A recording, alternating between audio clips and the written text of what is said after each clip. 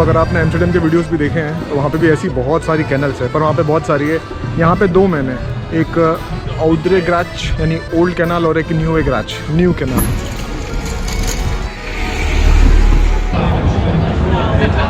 स्वागत है नीदरलैंड्स के एक ऑफ बीट शहर से, और ये शहर मैंने इसलिए चूज़ किया है क्योंकि ये एक बहुत ही फेमस शहर है, हिस्टोरिक, और यहाँ पे बहुत ही कम टूरिस्ट आते हैं। इंडिया से स्पेसिफिकली लोग आते हैं नीदरलैंड्स में, एम्स्टर्डम देखते हैं और निकल जाते हैं, विच इज़ ओके क्योंकि एम्स्टर्डम बहुत ही शानदार है, बहुत ही खूबसूरत है।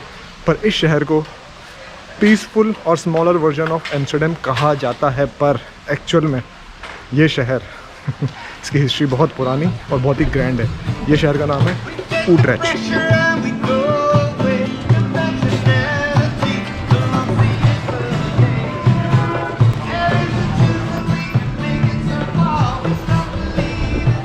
और अभी अपन आ गए शहर के द सेंटर मोस्ट एरिया। ये ओल्ड टाउन है पूरा, पर यहाँ पे ओल्ड टाउन ही सिटी सेंटर होता है। The most hustle and Bansal part of the city. पूरा क्राउडेड रहता है, मतलब crowded not in the sense crowded, जहाँ पे पूरा मेन हिस्सा है शहर का।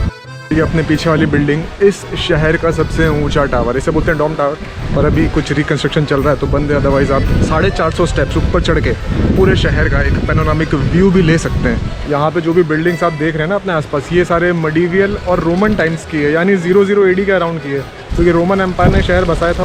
और ये जो डॉम टावर है अपने पीछे, ये बना था 1200 के अराउंड, यानी 800 साल पहले। खैर हमारे देश में बहुत सारी हिस्टोरिकल बिल्डिंग्स हैं, लेकिन यूरोप के पॉइंट ऑफ व्यू से ये बहुत हिस्टोरिकल है। और यहाँ पे हवा बहुत ही तेज़ चल रही है पिछले 3-4 दिन से, जब से मैं यहाँ पे घूम रहा हूँ।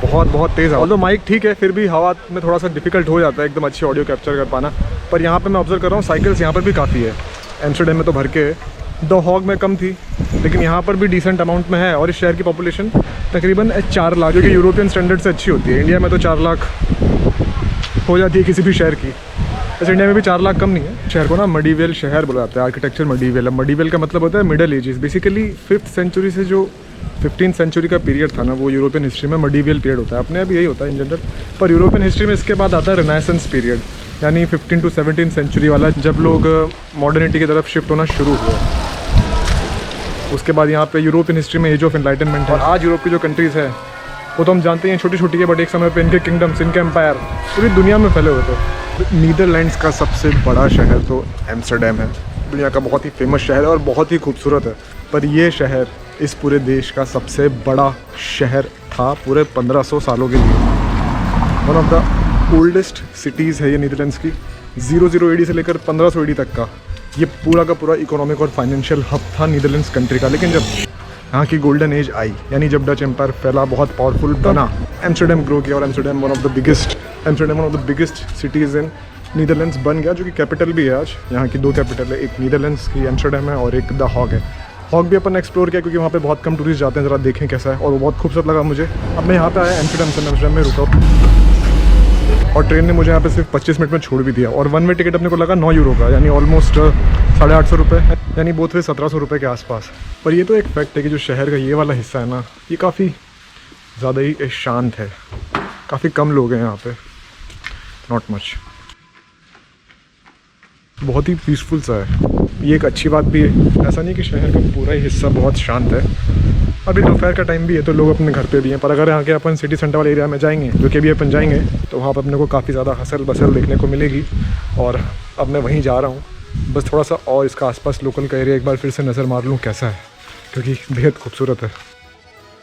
और इस शहर के जो ये ओल्ड टाउन का या जो सिटी सेंटर का आर्किटेक्चर है ना, थोड़ा डिफरेंट सा है। मतलब डिफरेंट सा है मेरा कहने का मतलब ये कि जो डच का फेमस आर्किटेक्चर है, जो अपन ने हॉग में देखा या एम्स्टर्डम में देखा, उससे थोड़ा डिफरेंट है ऑब्वियसली, क्योंकि ये उस सबसे भी पुराना शहर है। यहाँ पे सारे रोड्स भी अगर आप देखोगे तो ये डामर वाले नहीं हैं, नए रोड्स तो डामर के ही बनते हैं, पर ये पुरानी जो टाइल्स के थे वही आर्किटेक्चर कंटिन्यू रखा है। और काफ़ी रोड्स मेरे हिसाब से शायद उसी टाइम के होंगे जो आज तक ख़राब नहीं हुए, ख़राब नहीं होने दिए, जिनका टाइम टू टाइम मेंटेनेंस करते रहिए।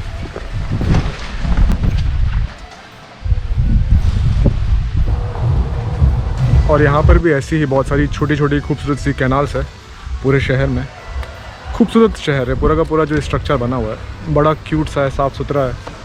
और यहाँ पे ना एम्स्टर्डम में एक बहुत कॉमन चीज़ मैं देख रहा हूँ, छोटी छोटी कार्स। हमारे यहाँ पे जब नैनो आई थी तो लोगों ने यूज़ की नहीं, कुछ लोगों ने की, which is good, but budget range में कार थी, आई थिंक सस्ती कार समझ के लोगों ने उसको ठुकरा दिया। अच्छा प्रोजेक्ट था, फेल हो गया। पर यहाँ पे बहुत सारे लोग ये बहुत छोटी छोटी कार्स लेके घूम रहे हैं पूरे एम्स्टर्डम में। बहुत दिखी, हॉग में दिखी, यहाँ भी दिखी रही है। अब ये जो कैथीड्रल आप मेरे पीछे देख रहे हैं ये है डॉम कैर्क और ये बहुत ही पुराना है, इसकी हिस्ट्री बड़ी मिक्स एंड मैच है। और अभी जो ये इसका स्ट्रक्चर है ये ऑलमोस्ट 600 साल पुराना बना हुआ है और इसका एक हिस्सा टूटा हुआ है, इसलिए अभी सबसे बड़ा चर्च नहीं है नीदरलैंड्स का, लेकिन पहले आज से 500 साल पहले सबसे बड़ा चर्च था नीदरलैंड्स का।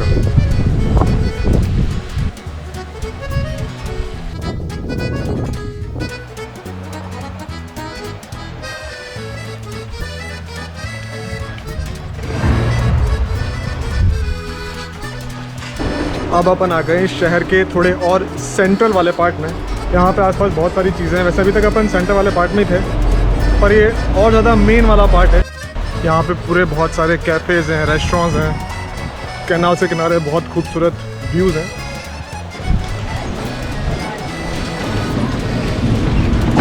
अब जो है ना शाम हो गई है, यहाँ पे सनसेट हो रहा है अब, और इन शाम के टाइम में यूरोपियन शहरों के सिटी सेंटर का माहौल पूरा बदल जाता है। लोग आ जाते हैं बाहर, कैफ़ेज़ में बैठते हैं, चिल मारते हैं, अच्छा लगता है देख के। वैसे दिन में भी यहाँ लोग कैफ़ेज़ पे बैठे रहते हैं, बट शाम को अलग ही माहौल हो जाता है। इट्स फन, देखने में भी मज़ा आता है और घूम के ही मज़ा आता है इन सब जगहों पे। इन्होंने फूल पत्तियाँ लगा रखी है हर जगह पे, बड़ा खूबसूरत कर रखा है शहर का ये वाला हिस्सा। यहाँ पे तो मज़ा आ रहा है शाम को वॉक करते हुए। मैं सोच ही रहा था कि यहाँ पे कैनल्स में ये बोट टूर्स होते नहीं होते, बट यहाँ भी होते हैं। ऑल्दो मुझे पहले ही दिख रहा है, ये एम्स्टर्डम में तो हर वक्त हर सेकंड चलते ही रहते हैं।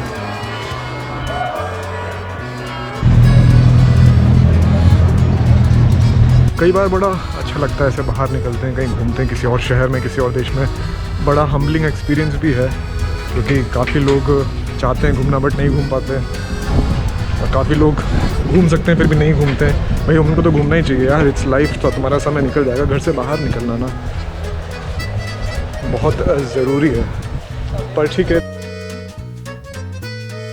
कल नीदरलैंड्स में अपना आखिरी दिन है तो फिर से निकलेंगे अपने देश की तरफ। दिल्ली में रहता हूँ मैं, तो वहीं चलेंगे। पीछे एक बड़ा सा स्टोर था H-E-M है, हेमा, अपने लिए हेमा, इनके लिए कुछ और होगी प्रोनाउंसिएशन, पर वहाँ पे वॉशरूम था तो अपन ने वॉशरूम यूज़ कर लिया। एम्स्टर्डम में पेड वॉशरूम का कॉन्सेप्ट ज़्यादा है, फ्री वॉशरूम का कॉन्सेप्ट कम है, तो वहाँ पे 0.5 यूरोस था। पर ये जो यूरोप के जो डेवलप्ड शहर है ना, इनमें थोड़ा लेट बैक लाइफ है। मतलब 6:30 बजे वो स्टोर बंद हो रहा है, they are closing it down, थोड़ा लेट शुरू होता है। यहाँ पे वर्क आवर्स कम है और फ्री टाइम ज़्यादा है, यहाँ पे लोग सोते ज़्यादा हैं। ये स्टैटिस्टिक्स बताते हैं इन कंट्रीज़, तो एक अच्छी बात है। लाइफ में पीस तो होनी चाहिए, और इसीलिए शायद ये विकसित देश भी कहे जाते हैं। ऑलमोस्ट सारी दूसरी टाइप की शॉप्स ना बंद हो चुकी है, खाने पीने की खुल रही है, खाने पीने की बढ़ रही है। इस एरिया में नई नई बिल्डिंग्स बनी हुई है, मॉल बना हुआ है अपने साइड में, किसका नाम है हूग कैथरिनजी मॉल, मतलब जो भी लिखा हुआ है, पर एक मॉल है। एक बार देखते हैं कि अंदर से कैसा है, चलो देख के आते हैं एक बार।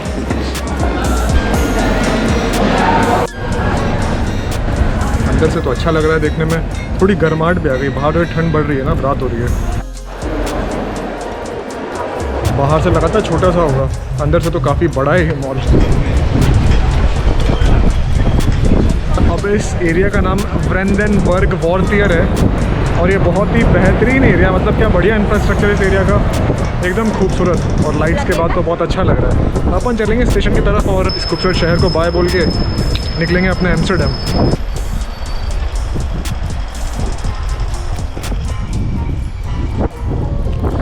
ग्रीन साइन का मतलब है अपन वॉक कर सकते हैं, we are allowed to walk.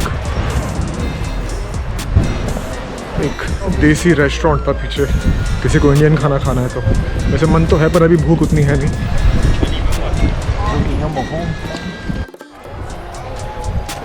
आ गए यहाँ के ट्रेन स्टेशन पे, और मैंने टिकट ऑनलाइन ले लिया था। यहाँ पे टिकट ऑनलाइन लेने में ना फ़ायदा था, उसमें 1 यूरो बचता है, क्योंकि ये जो टिकट का कार्ड देते हैं ना, उसका भी 1 यूरो एक्स्ट्रा काटते हैं। ज़रा प्लेटफॉर्म चेक कर लेते हैं गूगल मैप पे। गूगल मैप अच्छा है, नीदरलैंड्स में पूरी जगहों पे एकदम परफेक्ट वर्क किया है, मिनट टू मिनट। सेंट्रल से एम्स्टर्डम सेंट्रल, प्लेटफॉर्म 5।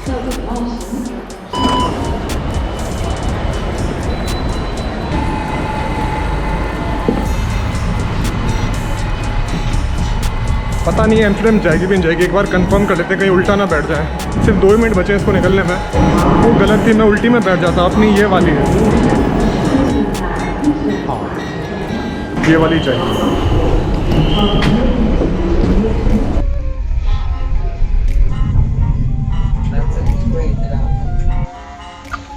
सुबह सुबह का टाइम है इसलिए अपन खाएंगे एक मसाला डोसा और 9 यूरोज़ का और एक चाय 4.5 यूरो, दोनों मिला के तकरीबन 14 euro, which brings total two 1300 rupees for a breakfast.